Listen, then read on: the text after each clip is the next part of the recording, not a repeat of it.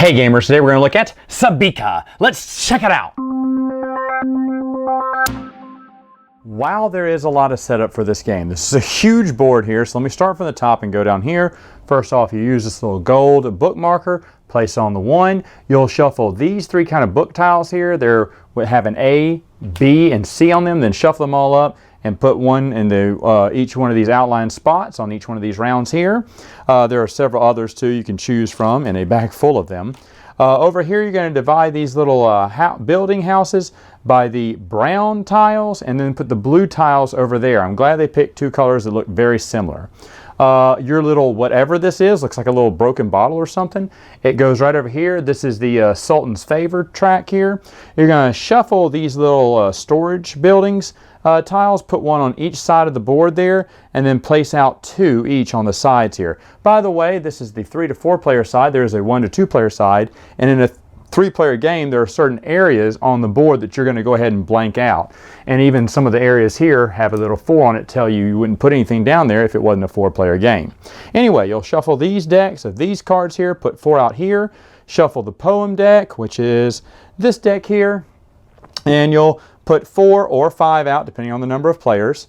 In the middle of the board, you're going to draw from this bag some raw tokens here and put them on their raw side. Their refined side each has a green check mark on the other end, but you're going to put them on the raw side over on each one, and then have some marble and put it on the inside of those 3 tracks as well. Now, if you're playing the advanced game, you're going to have these little event tiles. You're going to shuffle through a stack like this, put the current event right here, and put the next event in this little outline section on the board so people can see what's coming up. Green means good, red means bad, and there's a whole a stack of tiles, both good and bad, in a rule book that explains the iconography, but it's very simple. Down here you have your gray poems. Gray poems just have these little time markers on them. You'll deal as many as there are as many as you need for players in the game. For instance, so if I didn't have 4 players, I would leave that empty, and the other spot down there would also be empty. Also, when looking at these, you want to make sure that you have 1 of each different letter on here. So letters can go A through J, and so you definitely want A through J letters in here. It doesn't have to be starting with A, but you just want different letters on that board. All the players' ships are going to be in this section here. You're going to put these little green tokens here, these little seals on each one of the cities. You're going to shuffle a bunch of these tiles. You even have some left over, and then put them all on the board outlined on the section there, and then flip them all over like so. You're also going to shuffle through a deck that looks like this, and then you're only going to pick one card for end of the game circumstances and put it there in that area there. On your own little player board, what you're going to be doing is you're going to have these 4 little building tiles, these start off building tiles here. You're going to have 2 builders, a merchant, and a poet right there. You're going to start with one of these little houses right here in the center, and each player you're going to shuffle the deck and shuffle these tiles out to them, give them 2. They're going to look at 2 and pick 1. And then after that, they're going to get the rewards located here, printed on the little card there, and at the top, depending on what order they went in, they'll get that number of coin. And how do you define that? Well, you look at the biggest number. Whoever has the highest number will go first. So if I was going first, I'd get a 3. This person had a 2. If they were going last, they get 5 additional coin on top of the coin they're already getting. And then whoever's going first gets this first player token, and you're ready to play. Oh, I should mention, on the score track, you'll start off with 5 victory points, and then on the, I can't remember what it's called now, I'll just call it the prestige track, you'll just put your little star token there. Everyone will go there.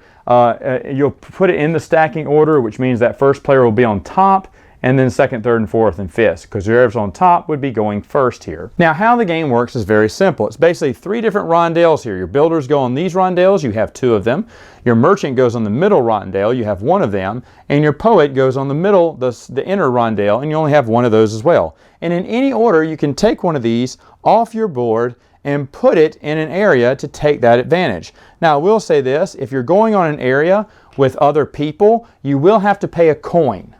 Another reason you would pay a coin is after you place someone, then you'd be moving around the board, you know, in a clockwise manner. You can move up to 1 or 2 spaces. Any additional spaces, again, you would have to pay a coin. So for example, if I was here and I wanted to go over there, those 2 would be free. That's 1 coin, 2 coins, and then since he's there, I'd have to pay a 3rd coin. I should also mention, if you are playing a three-player game or two-player game, you're going to put out some of these Sultan workers. It kind of mimics a fourth player. You put out two builders, a merchant and a poet on a three-player game, and the iconography shows you exactly where their starting positions would be, and you'll just rotate them one each round. Now, there is another rule when landing these people. Like if it was his turn, let's say, and I went 1, 2, let's say I just went over here, I cannot go into the same space where one of my other builders are. That's the only problem you're going to have right there, because you only have one merchant, and you only have one poet, but you do have two builders. They cannot be on the same space. So in order, I would probably have to move him first and then move him second. That's another thing. I have these laying down so you'd see them, but to show that they're inactive, they haven't been used yet, you'd stand them up, and when they take their action, you lay them down to show you would not be moving that one again, and let you keep track of what actions you've done and which ones you haven't. As an additional action in the game, you could take any player on your board who is standing up, of course, move them to your own player board, lay them down, and as the board here says, hey, every time you lay down someone, you get 3 coins, but you're going to lose a victory point, which is why you will lose victory points. Because when you go to one of these areas, you must be able to pay for it. So for example, let's say a white player has no more money. They've used everyone but this guy. And let's say there's players here and here. Well, if he goes here, he goes here, he had to pay a coin. He doesn't have a coin, so he must go back to his area, get laid down, get 3 coins, and lose a victory point. Because he can't do any one of these actions. You have to do the action, at least the major or the minor action on the board, in order to stay at that space. So what do each of these actions do? Let me go into each one individually, and I'll start with the builders here. First off, you have these top 2 tiles here that have a little hammer and 2 little houses, a little house and a big house. This allows you to build. If you're building a big house, you'll build one of these houses here. What you're going to have to pay, it says right here, you'll pay gypsum, which is one of the resources in the game. You'd have to pay 1 gypsum, and then optionally, you can pay 2 of any other resource. Now, the other resources in the game, besides marble and wood, are these, I can't remember what this is, ceramic tile or something like that. But anyway, you can pay any combination of 2 of these. They can't be the same, though, and it says here it cannot be the same as the gypsum, of course.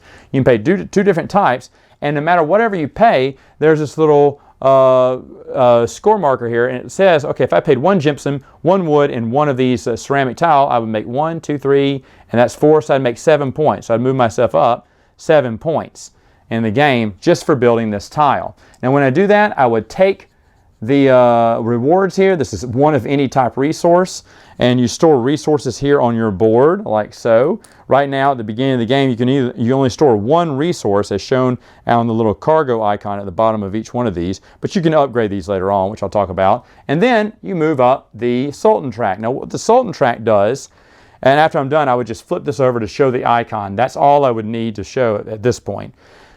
Now to move up the Sultan track, you'd move up here and gain the reward that's at the top.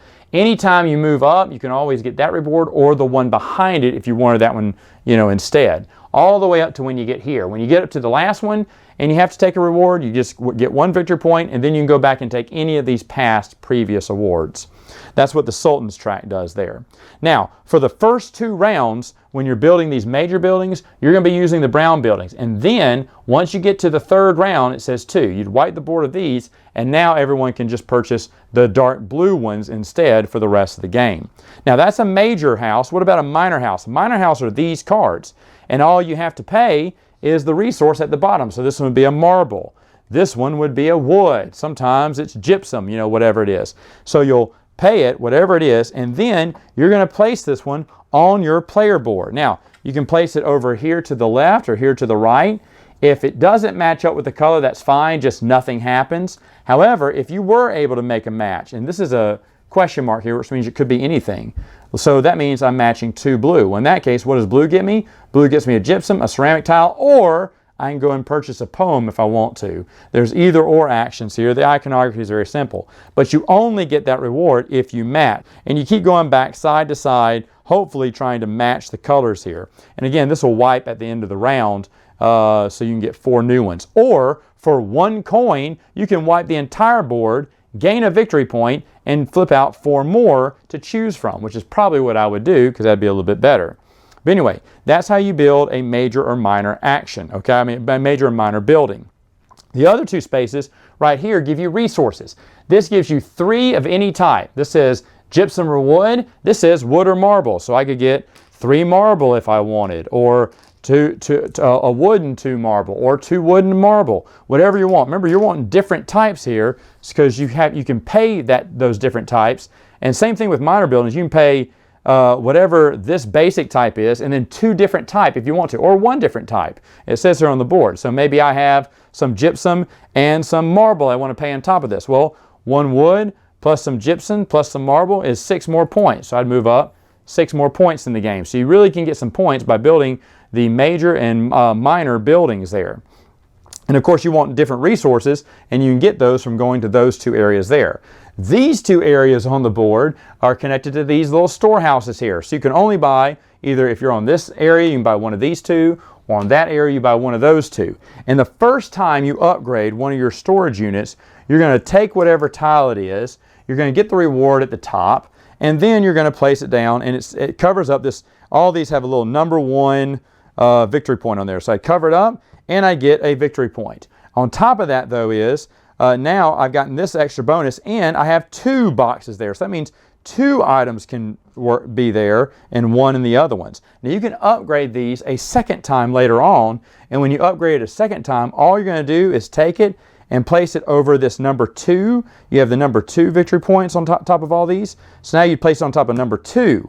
Well, now I'd get this bonus, and 1, 2, 3. Now 3 items can fit in that storage. Now, after you've updated everything twice, the only thing you can do when you take advantage of this area here is just to activate one of your bonuses at the top. It could be any one you wanted, but you get to activate one of them. Or maybe you didn't want a bonus storage unit, you just wanted to activate one of your other storage units. You could do that as well on either side here. The last action for the builder is these little tent actions. What this is you're going to the market, which is right here. So it gives you 2 coin to start off with, and then you can do any of these actions, 2 of these actions. One would be buy one of the raw resources for $1. Now, I'll be honest, you can already do that if the raw resource is there. So for instance, if I was here and I wanted to, I could also take this minor action and take this raw good and put it in one of my 3 areas. As you see here, you have enough room to carry 1 of each raw material. What would happen if I already had green and I wanted to take that? Well, I couldn't just take this one now, right?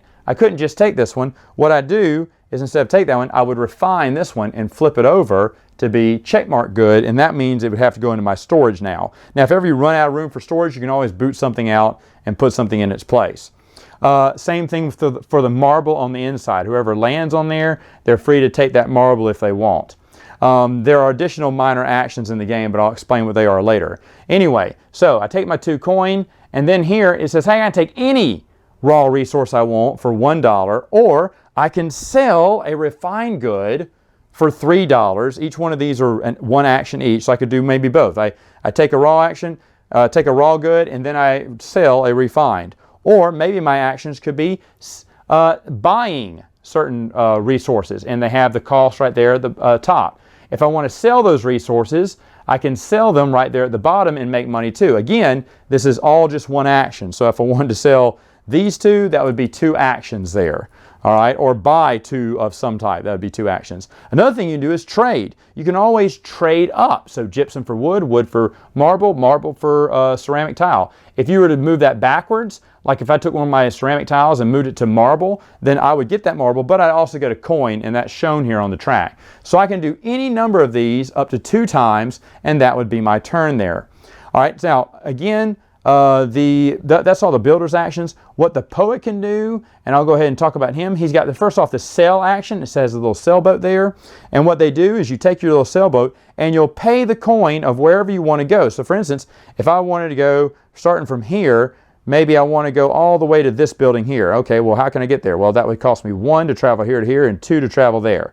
Okay, now they are all wanting to buy refined goods, and it shows you on the pictures there what type of refined good they're looking for. But you can sell them any type of refined good. Maybe I don't have any of these refined goods. That's fine. Any refined goods you sell them earn you 1 victory point and 1 prestige point on the prestige track each time. However, if I did, let's say I did have both clothing and pottery here, and I sold both of those items, 1, 2, okay, I would get double the victory points for each one and double the prestige as well if I was selling to that area. Also, if I was the first person there, I would also take this seal and take it with me. There's a little spot to put your seals here. You can have as many as you want. You can cash these in at any time for either extra coin or extra prestige, whatever you want.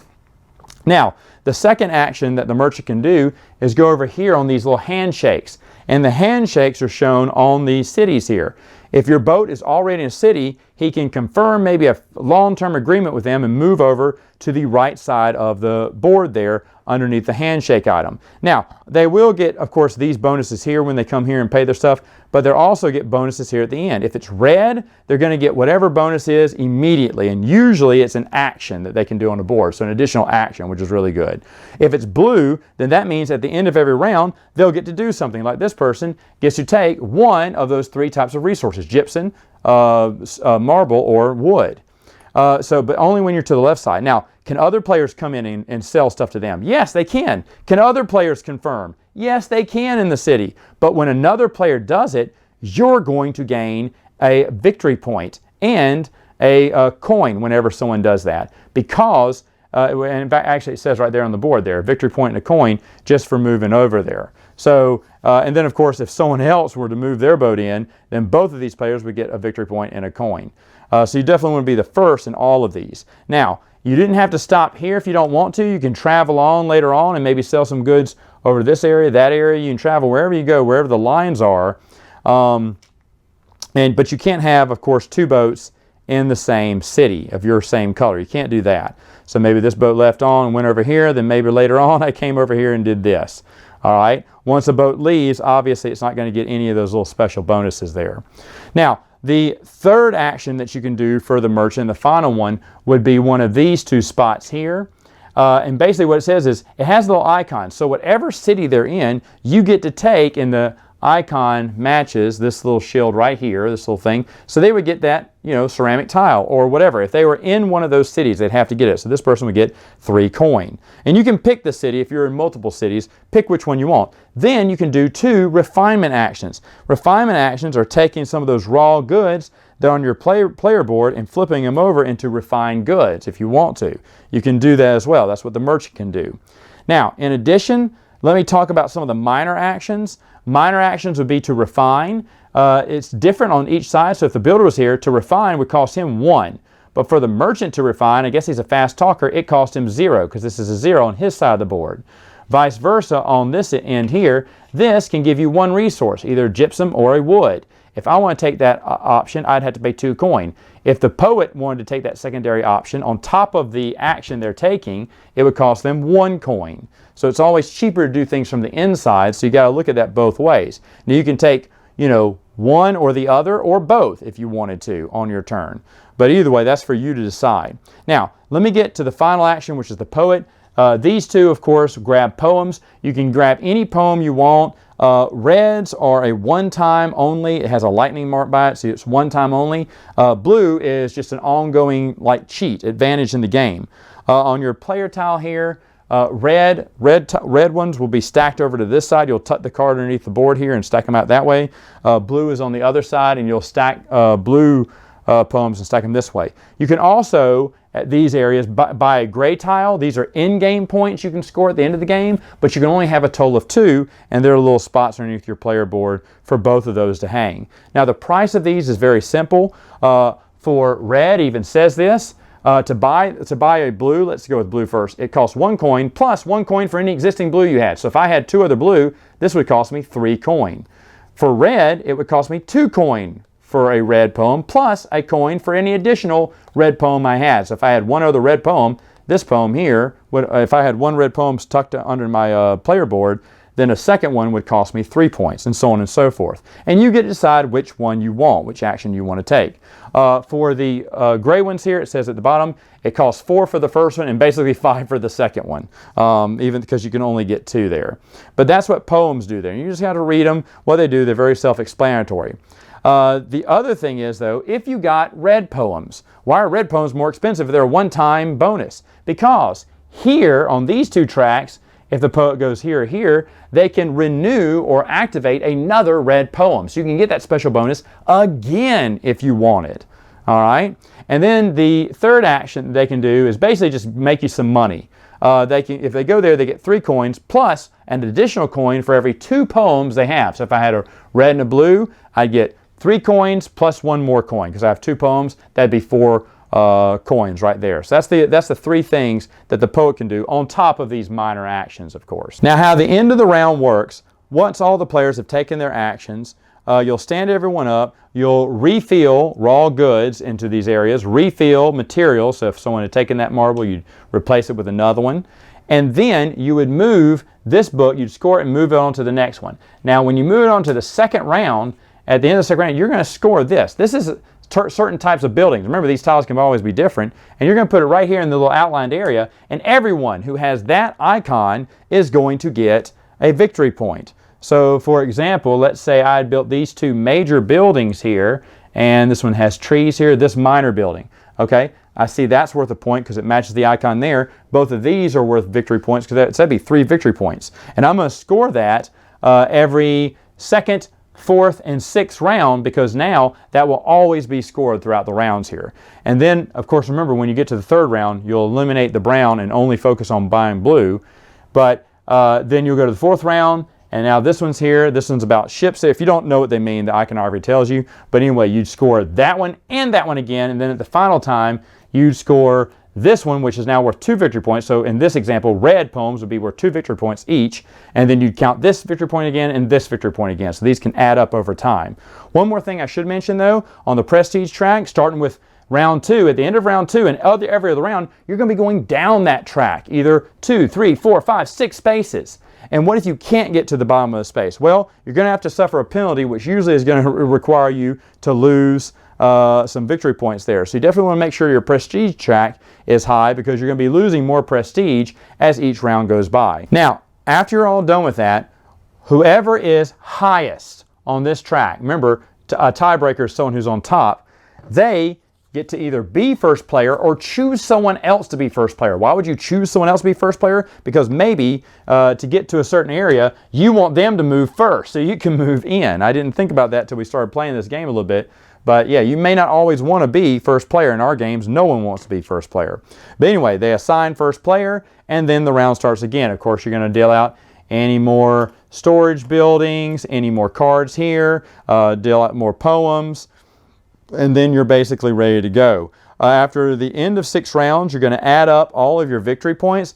Additional victory points would be, of course, any gray poems you've scored. You're going to score this card in whatever conditions it has around the ship. It's very self-explanatory there.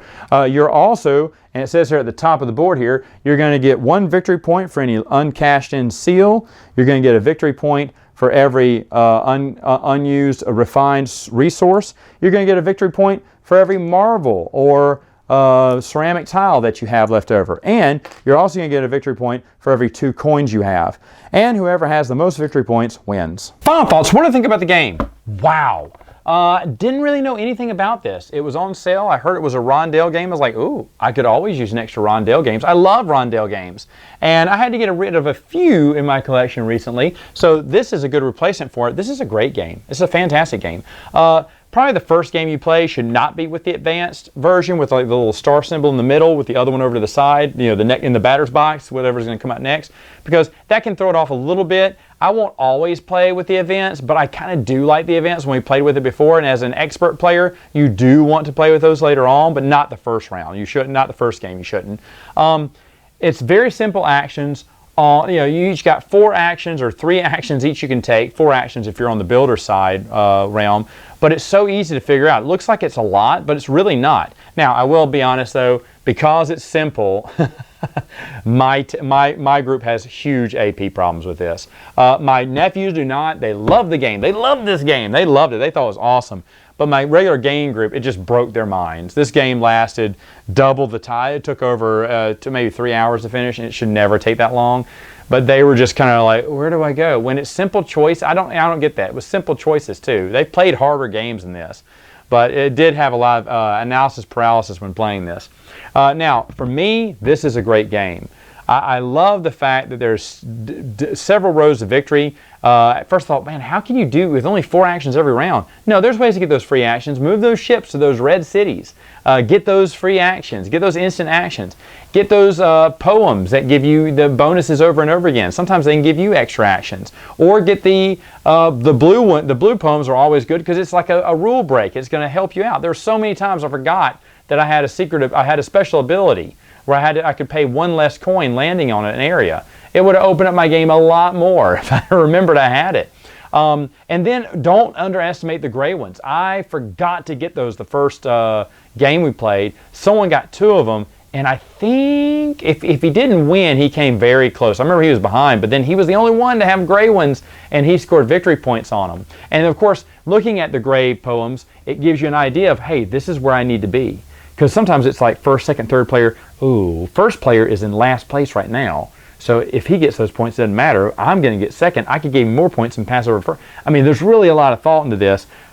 Really a smart game. Really a smart game. It seems heavy at first, but it's just managing 3 different rondels, kind of like Merlin. I found it like that, but I love the theme. I love the look of this and everything, except for those building tiles. Brown and dark blue. Terrible colors because they're hard to tell in a poorly lit room. But other than that, whoo, that's a keeper. All right, gamers, that's it for now. Until next time, game on!